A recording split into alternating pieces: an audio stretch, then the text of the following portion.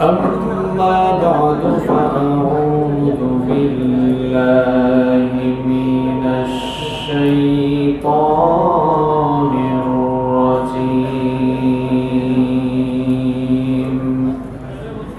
بسم الله الرحمن الرحيم يا أيها الذين آمنوا إذا نودي للصلاة من يوم الجمعة فاسعوا إلى ذكر الله وذروا البيع ذلكم خير لكم إن كنتم تعلمون صدق الله العظيم সমস্ত প্রশংসা আল্লাহর, যিনি আমাদেরকে সাইয়্যিদুল আইয়াম, সপ্তাহের শ্রেষ্ঠ দিন জুমার দিনে সবার আগে মসজিদে সমবেত হয়ে আলোচনায় শামিল হওয়ার জন্য তৌফিক দিয়েছেন, সুযোগ দান করেছেন। সেজন্য আমরা আমাদের হৃদয়ের সকল ভালোবাসা, আবেগ, অনুভূতিকে উজাড় করে দিয়ে কালেমাত শুকর আদায় করছি। সকলেই বলছি আলহামদুলিল্লাহ। দুরূদ এবং সালাম পেশ করছি সর্বকালের, সর্বযুগের সর্বশ্রেষ্ঠ মহামানব, আমাদের প্রাণ প্রিয় নবী, রাহমাতাল লিল আলামিন, বিশ্ব নবী মুহাম্মদুর রাসূলুল্লাহ সাল্লাল্লাহু আলাইহি ওয়াসাল্লামের প্রতি, যিনি আমাদেরকে তাওহীদের সমাহার দীক্ষা দিয়েছেন এবং শিরক আর বিদআতের ব্যাপারে আমাদেরকে সুস্পষ্টভাবে সতর্ক করেছেন। আল্লাহুম্মা সাল্লি আলাইহি আল্লাহুম্মা বারিক আলাইহি। সম্মানিত মুসল্লিবৃন্দ, আজকের এই দিনটি হচ্ছে ইয়াউমুল জুমআ, জুমার দিন। জুমার এই দিনটি হচ্ছে সাইয়্যিদুল আইয়াম, সপ্তাহে যে দিনগুলো রয়েছে, সপ্তাহের সকল দিনসমূহের লিডার, সর্দার, অর্থাৎ জুমার দিনটা হচ্ছে সপ্তাহের সবচাইতে সেরা দিন। আল্লাহ সুবহানাহু ওয়া তাআলার একটি সুন্নাহ হচ্ছে তিনি এলাকার উপরে এলাকাকে প্রাধান্য দেন, মানুষের উপরে মানুষকে প্রাধান্য দেন, স্থান কিংবা সময়ের উপরে সময়কে প্রাধান্য দেন। ফাদ্দালাল্লাহু ইনসানান আলা ইনসান কামা ফাদ্দালা জামানান আলা জামান কামা ফাদ্দালা মাকানান আলা মাকান। আল্লাহ তাআলা মানুষের উপরে মানুষকে শ্রেষ্ঠত্ব দেন। আল্লাহ তাআলা পৃথিবীতে যত মানুষ সৃষ্টি করেছেন, যত মানুষ পাঠিয়েছেন, পৃথিবীর সকল মানুষের উপরে যার সম্মান, মর্যাদা এবং শ্রেষ্ঠত্ব সবচেয়ে বেশি, তিনি হচ্ছেন মুহাম্মদুর রাসূলুল্লাহ সাল্লাল্লাহু আলাইহি ওয়াসাল্লাম। তাহলে বোঝা গেল পৃথিবীর সকল মানুষের উপরে যার মর্যাদা, তিনি হচ্ছেন রাসূল করিম সাল্লাল্লাহু আলাইহি ওয়াসাল্লাম। আবার আল্লাহ তাআলা স্থানের উপরে স্থানকে প্রাধান্য দেন। এই পৃথিবীতে প্রায় কথা বলবেন প্লিজ, আমি কিন্তু আস্তে আস্তে কথা বলি, এখন আমি একা কথা বলছি, এখানে যদি পারস্পরিক সাউন্ড করেন এটা খুব খারাপ দেখায়। আর এখানে বসেছেন কোন জায়গায়? এটা তো মসজিদ, এরকম পরিবেশ মসজিদে হওয়া কোনোভাবেই কাম্য নয়। এটা হচ্ছে বাইতুল্লাহ। এই ঘরে আসার আদব আছে, এই ঘরে বসার আদব আছে, এই ঘরে কথাবার্তা বলার ক্ষেত্রেও সতর্ক থাকা দরকার। আল্লাহর নবীর একজন সাহাবী উবাই বিন কাআব রাদিয়াল্লাহু আনহু, দেখেন আপনার আমার জীবন চরিত্র আর সাহাবীদের জীবন চরিত্র মিলান। জুমার দিনে মসজিদে বসে আছেন, রাসূল করিম সাল্লাল্লাহু আলাইহি ওয়াসাল্লাম খুতবা শুরু করেছেন। এমন সময় তার পাশে থাকা একজন তাকে একটি মাসআলা জিজ্ঞেস করলেন, দ্বীনের ব্যাপারে জানতে চাইলেন, তিনি চুপ থাকলেন। বারবার তাকে প্রশ্ন করা হলো, তিনি চুপ থাকলেন। মসজিদ থেকে বের হওয়ার পর বললেন, উবাই, তোমাকে তো খুব নম্র, ভদ্র এবং ভালো মানুষ হিসেবে জানি, কিন্তু আজ মসজিদের ভেতরে একটি মাসআলা জানার জন্য বারবার তোমাকে প্রশ্ন করলাম, তুমি তো কোনো জবাব দিলে না। উবাই বিন কাব রাদিয়াল্লাহু আনহু তখন বললেন, তুমি কি জানো না, মসজিদে যখন খুতবা শুরু হয়, আলোচনা শুরু হয়, তখন কথা বলা যায় না, নিষেধ করেছেন মুহাম্মদ সাল্লাল্লাহু আলাইহি ওয়াসাল্লাম। তিনি কথা বলছেন, আমি তখন কিভাবে তার কথার উপরে তোমার সাথে আমি কথা বলতে পারি? এটা তো মানানসই নয়। এই উত্তরে সন্তুষ্ট না হয়ে তিনি গেলেন রাসূল করিম সাল্লাল্লাহু আলাইহি ওয়াসাল্লামের কাছে। নবী করিম সাল্লাল্লাহু আলাইহি ওয়াসাল্লাম শুনে বললেন, উবাই ঠিক কাজই করেছে, কারণ মসজিদে ঢোকার পরে খতিব সাহেব, ইমাম সাহেব যখন কথা বলবেন, তার কথার উপরে কথা বলাটাই হচ্ছে বেমানান, আদবের খেলাফ এবং বেয়াদবি। সাহাবীদের জীবনী থেকে আমাদের লেসন নেওয়া দরকার, শিক্ষা নেওয়া দরকার। মসজিদে আসার পর চুপচাপ হয়ে যেতে হবে। আপনার কোনো কাজ নাই, বসে থাকেন, সুবহানাল্লাহ জপেন, আস্তাগফিরুল্লাহ জপেন। কিছু মানুষ আছে, এদেরকে দেখলে মনে হয় যেন লোকটা মসজিদে ঢোকার পরে শান্তি পাচ্ছে না, খুব ছটফট ছটফট করে। এরকম আছে না? নাই? এরকম ছটফট ছটফট করা যাবে না। চুপচাপ হয়ে মসজিদে আসতে হবে, বিনয়ের সাথে মসজিদে ঢুকতে হবে। ঢোকার সময় যেন বিনয় থাকে, নম্রতা থাকে, কারণ আপনি যেখানে ঢুকেছেন এখানে গোলামির জন্য ঢুকেছেন, এখানে পার্ট নেওয়ার জন্য ঢুকেন নাই। সুতরাং ভাবসাব যেন গোলামের মতো থাকে, চেহারা সুরতের মধ্যে যেন গোলামির ছাপ ফুটে ওঠে, কথাবার্তার মধ্যে যেন নম্রতা থাকে, বিনয় থাকে। আপনার কথাবার্তা, আচার আচরণে বিনয়ের বহিঃপ্রকাশ ঘটলেই বোঝা যাবে যে মসজিদের আদব রক্ষা করে আপনি চলছেন। আল্লাহ আমাদেরকে বোঝার তৌফিক দান করেন। সম্মানিত ভাইরা, আমি বলছিলাম আল্লাহ তাআলা স্থানের উপরে স্থানকে প্রাধান্য দেন। যেমন এই পৃথিবীতে যত জায়গা আছে, সকল জায়গার চাইতে একটা জায়গার দাম, সম্মান, মর্যাদা সবচেয়ে বেশি। বলেন তো জায়গাটার নাম কি?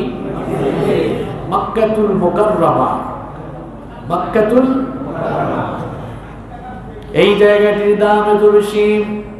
আল্লাহ তাআলা এই নগরীকে এত বেশি সম্মানিত করেছেন, কোরআনুল কারীমে এই নগরীর শপথ আল্লাহ নিজেই করেছেন, ওয়াত-তিনি ওয়াজ-যাইতুনি ওয়া তুরি সিনিন ওয়া হাযাল বালাদিল আমিন।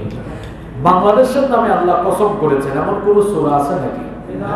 কথা বলেন, আছে? না। পাকিস্তানের নামে আল্লাহ কসম করেছেন, এমন কোন আয়াত আছে? না। ইন্দোনেশিয়ার নামে কসম করেছেন, আছে? না। আমেরিকার নামে? না। কিন্তু মক্কা নগরীর সম্মান আল্লাহ নিজে দিয়েছেন। তিনি বলছেন, ওয়া হাযাল বালাদিল আমিন, এই পবিত্র নগরীর কসম আমি করছি। সুবহানাল্লাহ। কি মনে করেন এই নগরীর কসম করেছেন কে?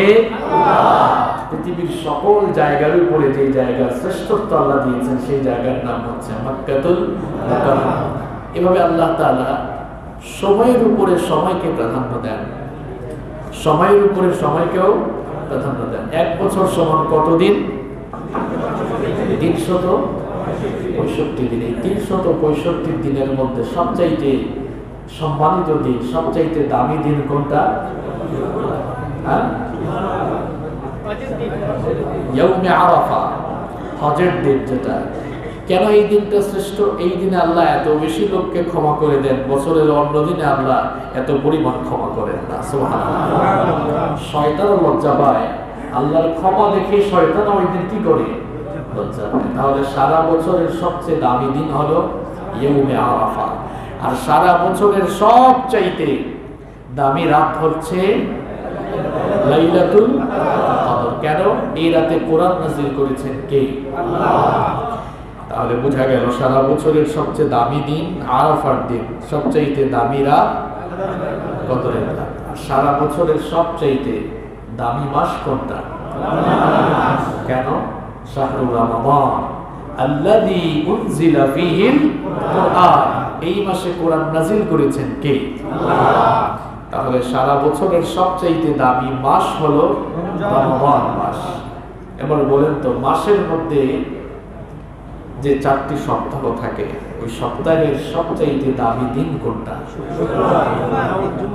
ইয়াউমুল জুমআ। জুমআ না, বলতে হবে ইয়াউমুল জুমআ। আজকের যে দিনে আমরা এই মসজিদে এসে সমবেত হলাম, আজকের দিনটা হলো সপ্তাহের সবচাইতে দামি দিন। সুবহানাল্লাহ। জুমার এই দিন এত বেশি তাৎপর্যপূর্ণ, জুমার এই দিনটি আল্লাহর কাছে এতই বরকতময়, এতই মর্যাদাবান। ইবনে মাজার বর্ণনায় বিশ্বনবী সাল্লাল্লাহু আলাইহি ওয়াসাল্লাম বলেছেন, ইন্না হাদা ইয়াউমু ঈদিন জাআলাহুল্লাহু লিল মুসলিমিন। বিশ্বনবী সাল্লাল্লাহু আলাইহি ওয়াসাল্লাম বলেছেন, জুমার এই দিনটাকে রব্বুল আলামিন মুসলমানদের জন্য সাপ্তাহিক ঈদের দিন বানিয়ে দিয়েছে। এই দিনটাকে আল্লাহ তাআলা মুসলমানদের জন্য সাপ্তাহিক ঈদের দিন বানিয়েছে। কেউ যদি প্রশ্ন করে, হুজুর জুমার এই দিনটা কত বেশি বরকতময়, জুমার এই দিনের ফজিলত কেমন, আমি তাকে বুঝাবার জন্য একেবারে সংক্ষিপ্তভাবে জবাব দিব। এই দিনের গুরুত্ব, ফজিলত, মাহাত্ম্য আর তাৎপর্য বর্ণনা করার জন্য রব্বুল আলামিন এই দিবসের নামে কোরআনুল কারীমে স্বতন্ত্র একটি সূরা আল্লাহ নাযিল করেছে। কোরআনুল কারীমে জুমার নামে একটা সূরা আছে। কোরআনুল কারীমের 62 নম্বর সূরা, সূরাতুল জুমআ। শনিবারের নামে কোরআনে সূরা আছে না? রবিবারের নামে? সোমবার, মঙ্গলবার, বুধবার, বৃহস্পতিবার, এই দিনগুলোর নামে কোরআনে একটা সূরা আছে? কিন্তু জুমার এই দিন আল্লাহর কাছে এত দামি, এত ফজিলতপূর্ণ, এই দিবসের নামে আল্লাহ তাআলা কোরআনুল কারীমে স্বতন্ত্র এবং বৃহৎ একটি সূরা নাযিল করেছেন। সুবহানাল্লাহ। বিশ্বনবী সাল্লাল্লাহু আলাইহি ওয়াসাল্লাম বলেছেন, মুসনাদে আহমদ এবং মুসলিমের বর্ণনা, আন আবি হুরায়রা রাদিয়াল্লাহু আনহু قال قال رسول الله صلى الله عليه وسلم خير يوم طلعت عليه الشمس يوم الجمعة। সূর্য উদিত হওয়ার দিনগুলোর মধ্যে আল্লাহর কাছে জুমার দিন হচ্ছে সবচাইতে শ্রেষ্ঠ দিন। পুরো সপ্তাহের উদিত হওয়া সূর্যের প্রভাদীপ্ত দিনগুলোর মধ্যে আল্লাহর কাছে এই জুমার দিনটাই হলো সবচাইতে দামি দিন। জুমার এই দিনটি এত বেশি বরকতময়, জুমার এই দিনটি এত বেশি ফজিলতময়।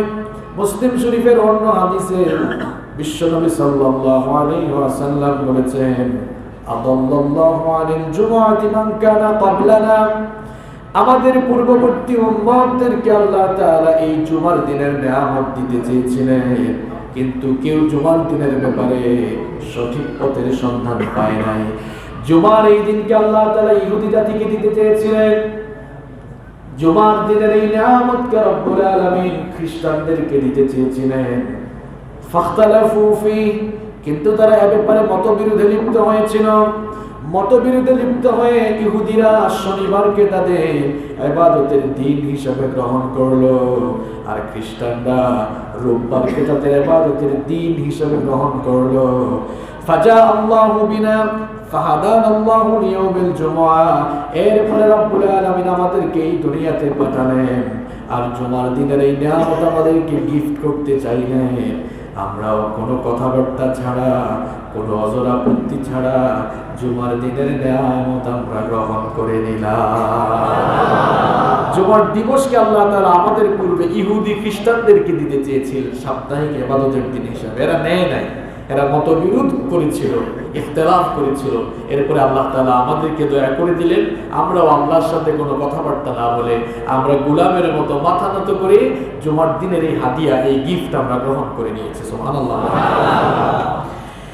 জুমার এই দিনটি হচ্ছে বছরের 2টা ঈদ আছে, এই 2টা ঈদের চাইতে আল্লাহর কাছে আরো মহান। ইবনে মাজার বর্ণনায় হাদিস এসেছে, বিশ্বনবী সাল্লাল্লাহু আলাইহি ওয়াসাল্লাম বলেছেন, ইন্না ইয়াউমাল জুমআতি সাইয়্যিদুল আইয়াম ওয়া আযমুহা ইনদাল্লাহ। বিশ্বনবী সাল্লাল্লাহু আলাইহি ওয়াসাল্লাম বলেছেন, জুমার দিন হচ্ছে সপ্তাহের সবচাইতে মহান দিন। এই দিনটির মর্যাদা এবং সম্মান আল্লাহর কাছে সবচাইতে বেশি। ওয়া হুয়া আযমু ইনদাল্লাহি মিন ইয়াউমিল আযহা ওয়া ইয়াউমাল ফিতর। এমনকি দুইটা ঈদ অর্থাৎ ঈদুল ফিতর আর ঈদুল আজহার চাইতে জুমার দিনের সম্মান আর মর্যাদা আল্লাহর কাছে বেশি। এখন প্রশ্ন হতে পারে, দুই ঈদের চাইতেও জুমার দিনের ফজিলত এত বেশি কেন? জুমার এই দিন এত বেশি বরকতময় কেন? জুমার এই দিন এত বেশি ফজিলতপূর্ণ আর বরকতময় হওয়ার কারণ হলো পাঁচটি। সবাই বলেন কয়টি? বিশ্বনবী সাল্লাল্লাহু আলাইহি ওয়াসাল্লাম বললেন, ফিহি খামসু খিলাল, জুমার এই দিনের পাঁচটি বৈশিষ্ট্য রয়েছে। এই পাঁচটি বৈশিষ্ট্যের কারণে সপ্তাহের অন্যান্য দিনের চাইতে জুমার দিনের মর্যাদা সব চাইতে বেশি হয়েছে। নাম্বার 1, এক নাম্বার হলো খালাকাল্লাহু ফিহি আদম। জুমার এই দিনে মানব জাতির পিতা, পৃথিবীর প্রথম মানুষ এবং প্রথম নবী সাইয়েদিনা আদম আলাইহিস সালামকে আল্লাহ সৃষ্টি করেছে।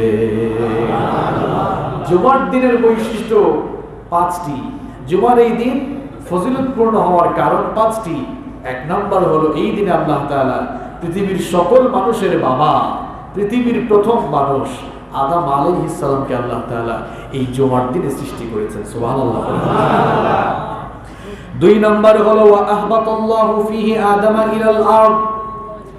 জুমার এই দিনে আল্লাহ তাআলা আদম আলাইহিস সালামকে জান্নাত থেকে বের করে দুনিয়াতে পাঠিয়েছেন। তিন নাম্বার হলো, ওয়া ফিহি তাওয়াফাল্লাহু আদম। এই দিনে আদম আলাইহিস সালামের ওফাত হয়েছে। জুমার এই দিনে তিনি ইন্তেকাল করে দুনিয়া থেকে চলে গিয়েছেন। চার নাম্বার হলো, ওয়া ফিহি সাআ লা ইয়াসআলুল্লাহু ফিহি আল-আবদু শাইআন ইল্লা আতা। জুমার এই দিনটা হলো দোয়া কবুলের দিন।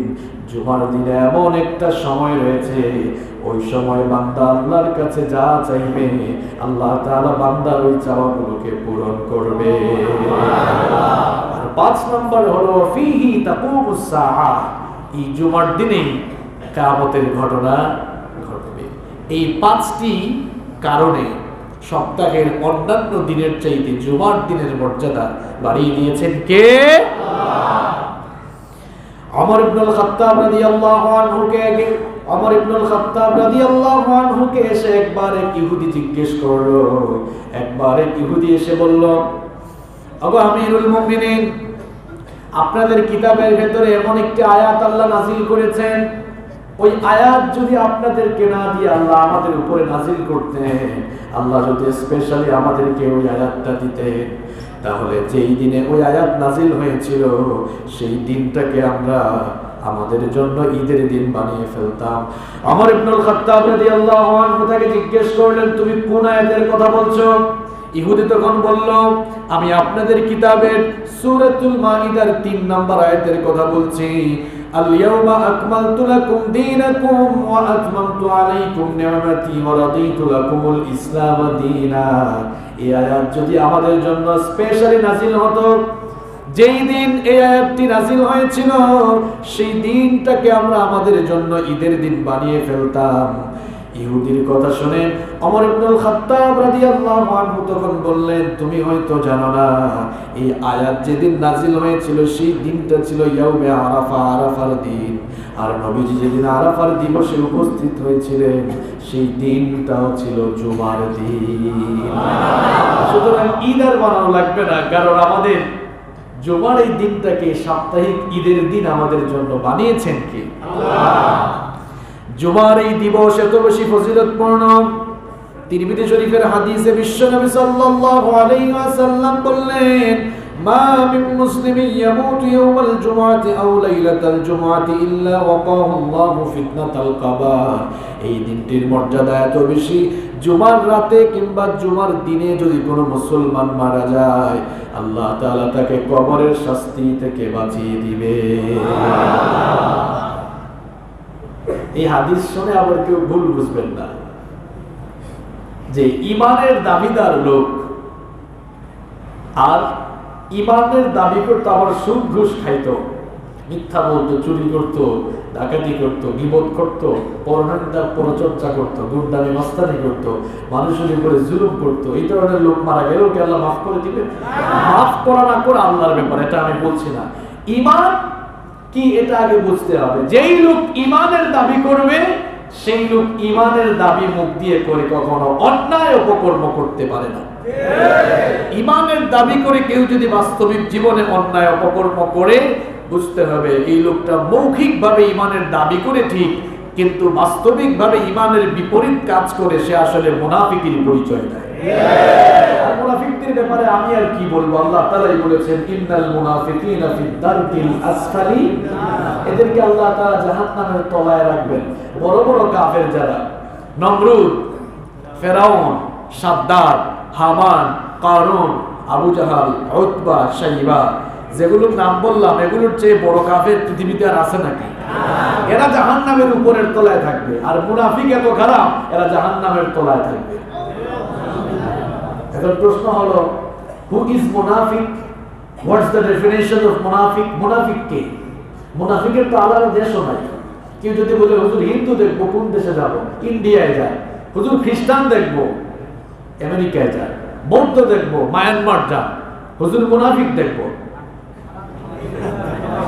কোন দেশে যাবেন? এখন যেই সকল দেশে মুসলমান বাস করে ওই সকল দেশে যান, গিয়ে দেখেন বহু মানুষ মুসলমানদের নাম ধারণ করে বেশভূষা মুসলমানের নিয়ে সুযোগ পেলেই ইসলামের শেকড় কাটায় এসে ব্যস্ত হয়ে কাজ করে।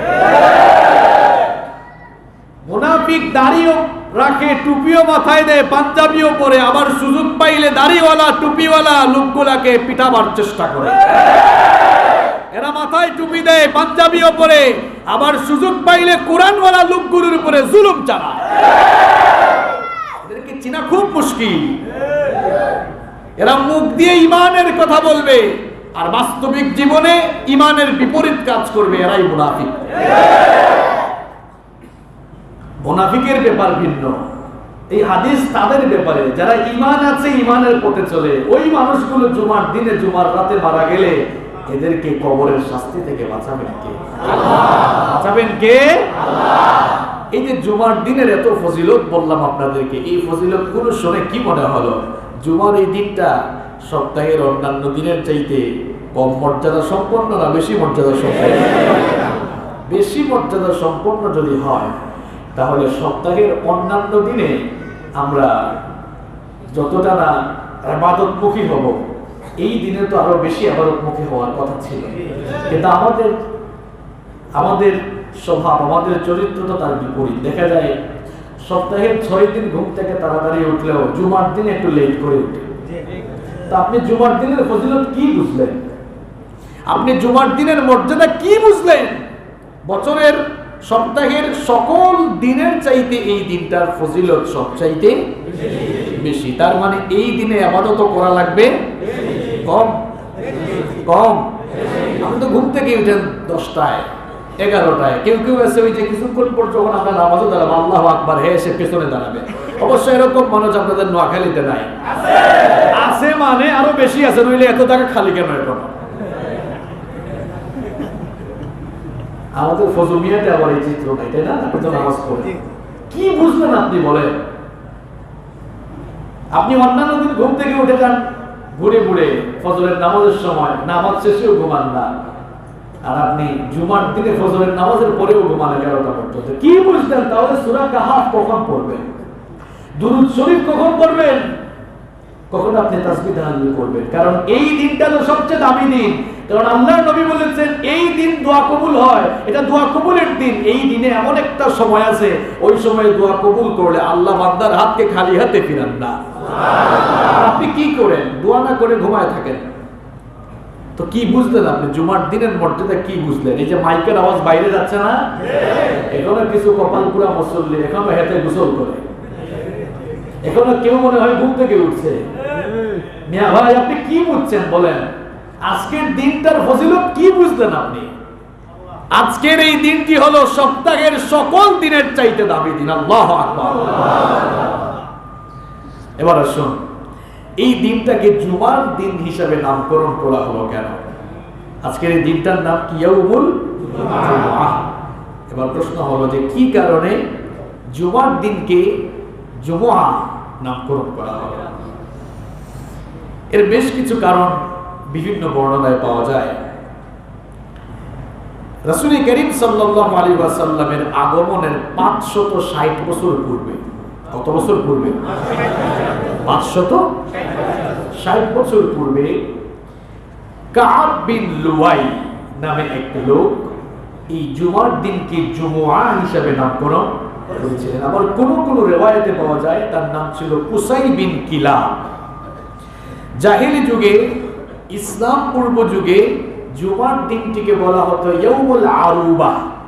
ইয়াউমুল আরুবা, আরবরা এই জুমার দিনকে তাদের ভাষায় বলতো ইয়াউমুল আরুবা। ওই দিন তারা সবাই একত্রিত হতো এবং কাবা শরীফের তাজিম করত। কাবা শরীফের কি করত?